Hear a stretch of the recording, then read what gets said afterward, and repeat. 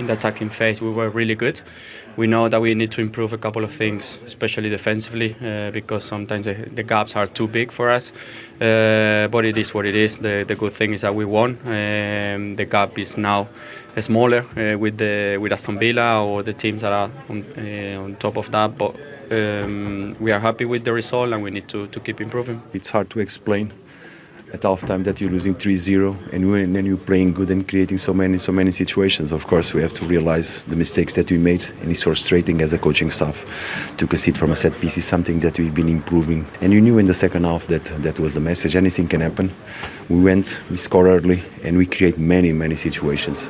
In terms of football, there are a lot of positives. A lot of goals, set pieces were involved, 3 for us, 1 for them.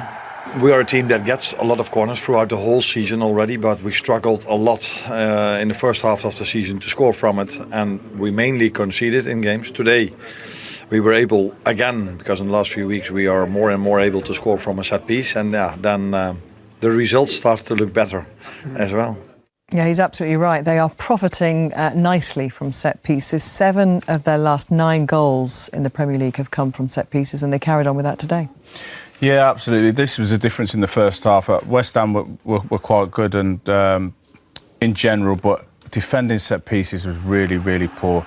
We've just highlighted Castellanos and Ekitike, and if you keep an eye on them whilst the play develops, the corner comes in, they half clear it, Liverpool keep it alive, but keep your eye on Castellanos. He's an attacking player, so naturally he wants to go forward. He's not realised the danger that this isn't cleared yet.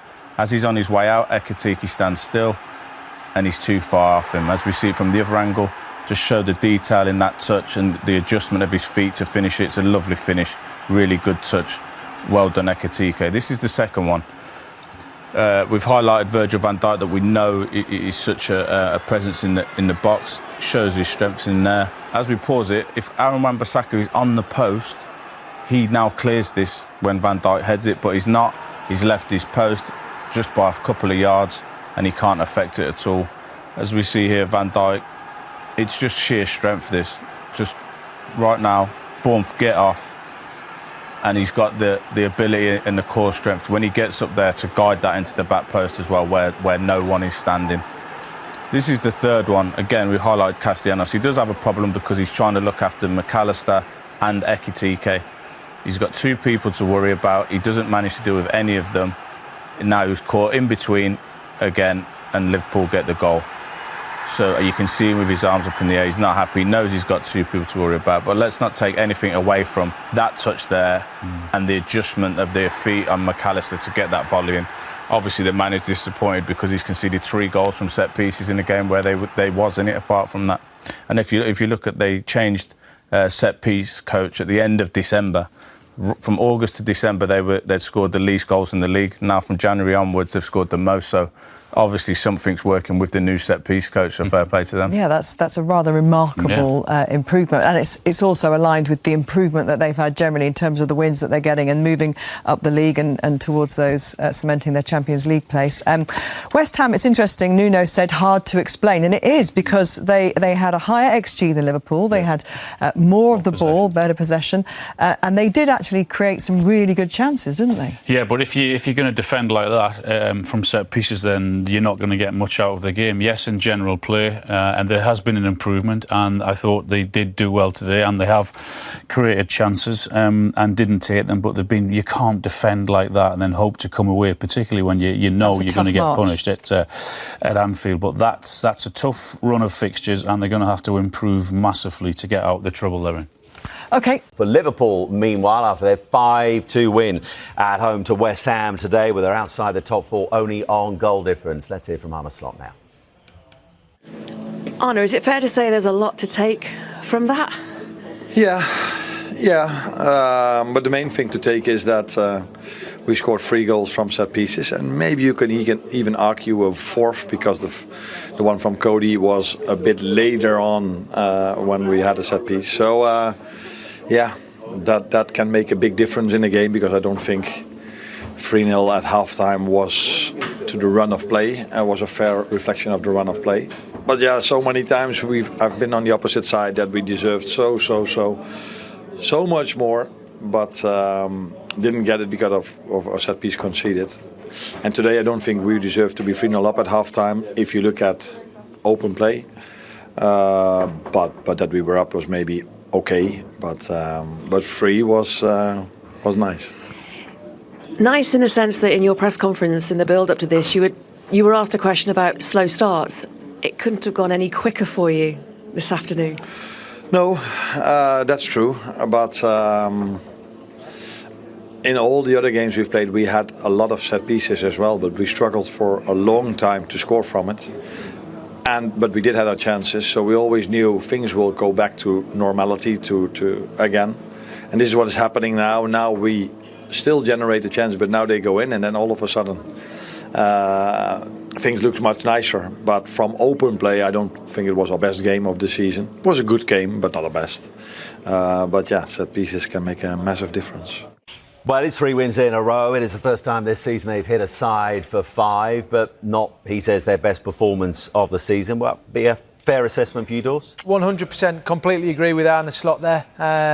We asked Cody Gakpo about scoring from set pieces. Only scored 4 before today and get 3 within 45 minutes. One of them was a second phase, but still, they all count. There's different ways to win football matches. And as comfortable as it looks at 5-2, the game doesn't look like that when you're watching it. Or it certainly didn't. Even at 3-0, I've called it game over, and they come straight out after the second half, West Ham, and show a response. So, but credit to Arne Slot, up to 5th, 3 wins on the bounce, and plenty of positives, but realise it wasn't perfect. And in terms of that top 4 battle, at the moment outside on goal difference, but of course Manchester United still have to play tomorrow at home to Crystal Palace, and we know how good they've been under Michael Carrick. How big a scrap are Liverpool in to get Champions League football next season? Well, they are, because it's not in their hands. With teams playing in and around, and they've got to find this consistency. And when maybe things aren't quite going right, you have to ride your luck a little bit at times. But they've got some big games coming up, starting with Wolves on Tuesday, and then Wolves in the FA Cup, Galatasaray, and then we go in the Premier League. The next 4 after that is Spurs, Brighton, Fulham, Everton. So some big games for him. We were just saying there with Merce how you talk about very likeable manager. He's had challenges this season with players that have come in, and talk about hitting the ground running in the Premier League. How challenging it can be. No Wirtz today. We're starting to see glimpses of what we saw in Germany. Ekitike, who I'm a huge fan of. And I think for him, probably the best thing that's happened is probably not saying that his mate and his strike partner or someone who's up against it. He's having a consistent run of games, scoring goals, getting assists, and a top player. So it's been a challenging season for him, but I like what I'm seeing with Liverpool. Is it safe to say they're just doing enough? Yes, that's probably what I would say, Boydie. I watched them last week against Forest, and sometimes, results cover things up. Last week in the first half against Forest, they were terrible. Yeah. They could have been out of sight, Forest, and then they ended up getting a little bit fortunate. What is it, though, Dawes? Because do you know what? Goals, are they that open? Yeah, even today. I mean, Somerville was electric at times. Alisson making some big saves, and probably a little bit of poor finishing from West Ham at times, decision making. So they've got to nullify the opportunities of the opposition, and that was the same at Forest. I look and think, wow, on the counter-attack, transition, exactly the same today.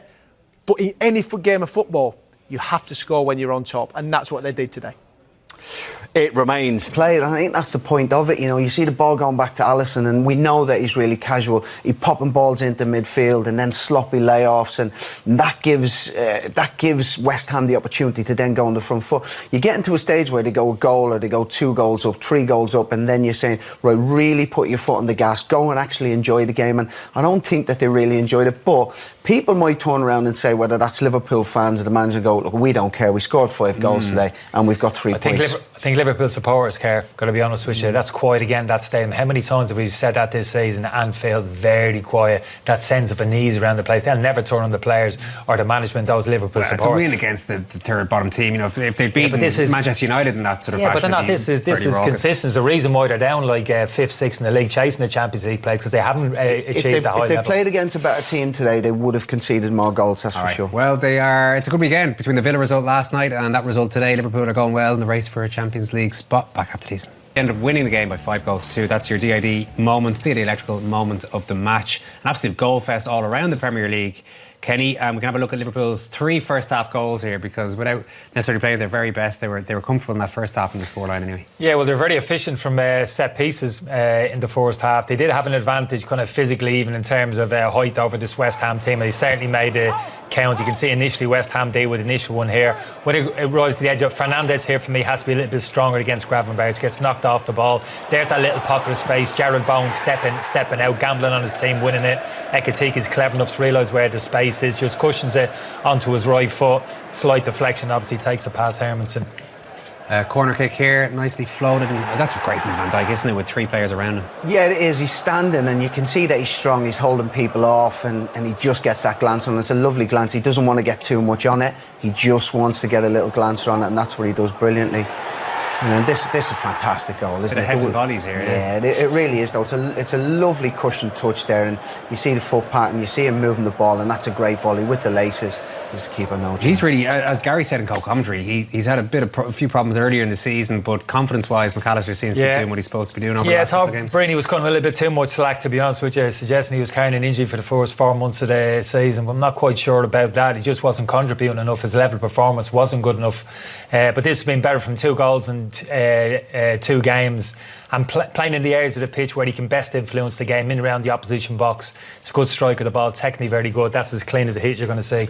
West Ham got themselves back into it early in the second half, but it was Cody Gakpo who'd missed quite an easy chance a few minutes earlier. He got the 4th goal for Liverpool. Yeah, he did, and he definitely should have scored at the back post, but he's picked himself up there. This is where you want to see him getting on the ball, driving. He gets Wan-Bissaka into the box, he shifts him, and he does get a little bit of luck, but he's aiming for that far corner. But these are the areas you just want to see him getting at. And he backs Wan-Bissaka into the box, and Wan-Bissaka then, he can't get too close to him, doesn't move his feet well enough maybe, and that deflection then doesn't really get in the line, takes away from the keeper, and then it's game over really then at this point, isn't it? This is how he forged his reputation, Andy, at Liverpool the last kind of couple of years, being really positive in those situations. Even driving to the byline, he can use his left foot, but predominantly on that right side, and getting shots on target and scoring goals. Gone away from that a little bit for me, getting the ball in wide, taking the easy option, coming back sideways passes, more of that kind of recycled playing kind of build up. He's the one who has the potential and the ability to change the kind of dynamic of the game in terms of what he did there 1v1. I think that's why he's so dangerous, because he can go both ways, and as a defender it becomes really then difficult. You're saying, right, show him on the outside, he goes on his left foot and he can put one in, that time cuts inside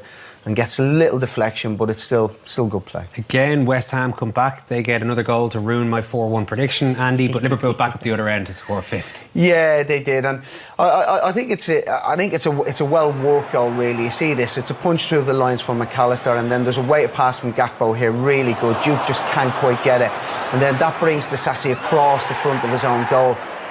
Look, there's not really much in it. He's trying to slip it across, and Disasi is maybe a little bit unlucky. Takes away from the keeper, because if he doesn't get a touch in it, the keeper might get it and just kind of puts it to bed. Salah, disappointed, isn't he? You can see him. He's complaining there. He wanted to be the one to knock it in. Well, we've seen the likes of Ronaldo over the years getting annoyed with teammates for scoring. In this case, I think it's okay to get annoyed that an opposing player is taking your goal away from you, Kenny. Yeah, but the interesting one for me is him, Frimpong. Gives him an extra dimension, and that right side of the pitch, even from an orthodox full-back position, really helped them. Liverpool into 5th, but you can see they're within striking range now of Villa. We'll have to see what happens with Man United against Palace tomorrow. Kenny has less confidence they're going to get to the Champions League after today's performance. What are you saying, Andy? No, I still think they do need to improve performances. I definitely get that, but they are scoring goals, and I think that they've got as good a chance as anybody. West Ham, though, if we want to have a little look at where they hurt Liverpool and where Liverpool can maybe improve over the next few weeks. Yeah, got some good areas, West Ham. Just that final ball. Spoke about Somerville before the game. Some really good moments of the game. Jared Bowen, for me, such a shame, was just off it today, unfortunately, for West Ham. This is a really good goal. I'll be critical of the 2 Liverpool centre-halves here, Konate and Van Dijk. You can see Gomez's position. You have to drop off in line with Gomez there. Have a look at the 2 of them. They leave that space there for Souček just to drive into. And it was a really good goal. Liverpool again, a lot of numbers back here. Somerville, that kind of trickery, really good shot on target.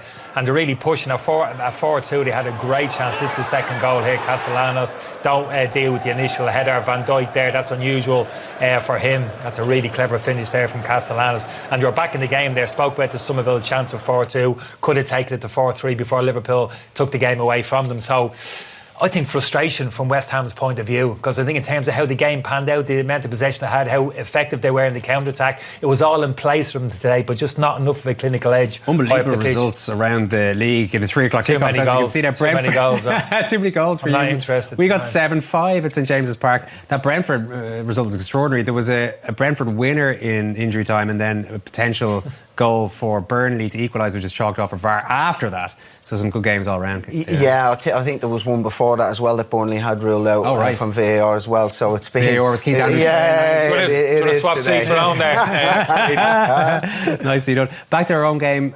We've talked a lot about Liverpool. What about West Ham's chances of survival after all that? Well, look, I don't think they're going to... This is not make or break for them in terms of today. They're not going to be staying up and judged by, I suppose, results at Anfield. It's always going to be a difficult place to go. So, you know, I wouldn't be kind of too disappointed if I was them. It's a difficult place to go. We know that they can score goals. There's going to be different tests for them where they're going to be getting their points from. So I think it's back to the drawing board a little bit, but they've got a game away at Fulham during the week that they'll feel if they play to the potential that they've got, that they can go there and get some points on the board.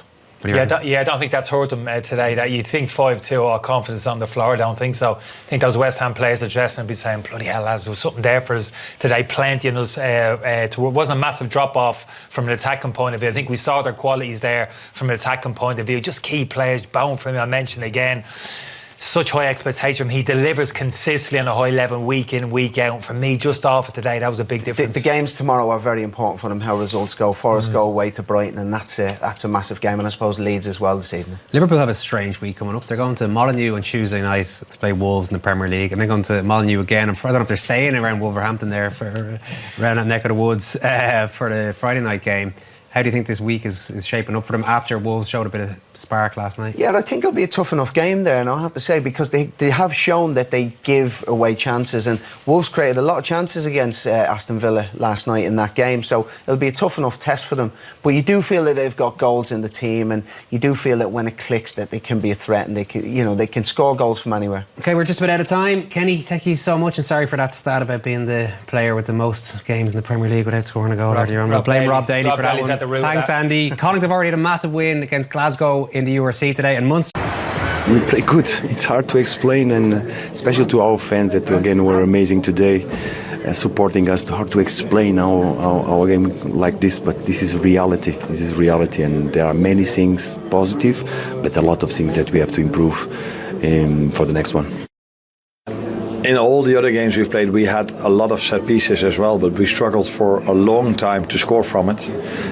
But we did have our chances, so we always knew things will go back to normality to again. And this is what is happening now. Now we still generate the chance, but now they go in, and then all of a sudden things look much nicer. But from open play, I don't think it was our best game of the season. It was a good game, but not our best. But he had a smile on his face because it's the first time that Liverpool have actually scored 5 in a Premier League game this season, something we were sort of used to seeing from them in previous seasons, and especially when they won the league. But that said, it was very clinical from Liverpool. I'll tell you why he's smiling. He's got Hugo Ekitike in his team. What a player he is, by the way. He's brilliant, isn't he? Oh, my word. He is. He could be one of the best strikers in the world. I know we've got Haaland, but I just think he's got one of the most complete games. And the one thing I think all the top players need, you need a confidence and a belief. And he has, every time he steps on the pitch, you can tell he's like, give me the ball. I'm going to create something. And today again, every time he touches the ball, something special happens. He makes it look so easy with everything. He's got size, he's got skill, he's got technique, he's got awareness. Look, he's just staying away from this. Gravenberch does brilliant. Great little pass, touch. Okay, it takes a little bit of a deflection, but he's always in the right place at the right time. Technically, he's top, and again, he's got this confidence, which I think is really infectious. Yeah, he does, doesn't he? And then the goals kept going. Virgil van Dijk. From a West Ham point of view, they'll be hugely disappointed. You're fighting for your life at the bottom. I think it's a simple ball into the box. He's too strong for the West Ham. Souček, I think, is challenging him at the end, but we've seen Virgil doing that many times. It's a brilliant header from him. It really is. And 3 and 6 for him. But you know, away from home at Anfield, they can open you up, they can cut you open, but this is 2 goals from set plays. But Ekitike, we talk about him before, Owen. Look at that for a touch. Silly. He's messing about, Shaq. We mentioned it off air. Sometimes you play head tennis in training just to keep warm. That touch was a head tennis touch. The lay back to McAllister was absolutely unbelievable. The weight of this, look, just go and hit that, McAllister. And it's a brilliant finish for him as well, but it's a great goal from Liverpool. Yeah, some really, really good goals. West Ham did pull one back, and then this is what happened when Gakpo got involved. Again, Ekitike, great feet, great turn, gets it out wide. He's looking for it again, but Gakpo just goes alone, takes another deflection. Too many bodies, makes it difficult for the keeper. But they have all these options. Think about Mo Salah and Gakpo and Ekitike. Szoboszlai in shot there. They have so many weapons. It was actually nice to see Rio Ngamoa come off the bench again.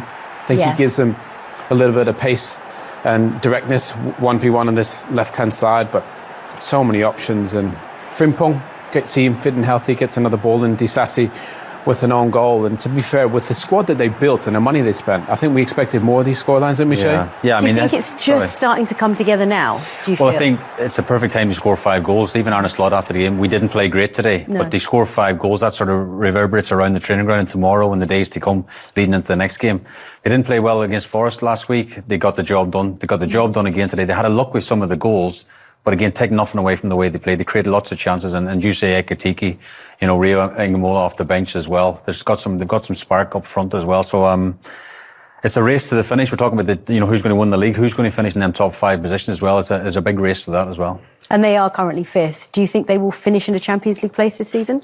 Yeah, I think they will. I think the difficulty for Chelsea is they've got a really young team. They don't have the experience that I think Liverpool have, and they've probably got the hardest run of fixtures. If you look at Chelsea's fixtures, if they're going to get into it, they're really going to earn it, Chelsea. Okay, moving on. We head to St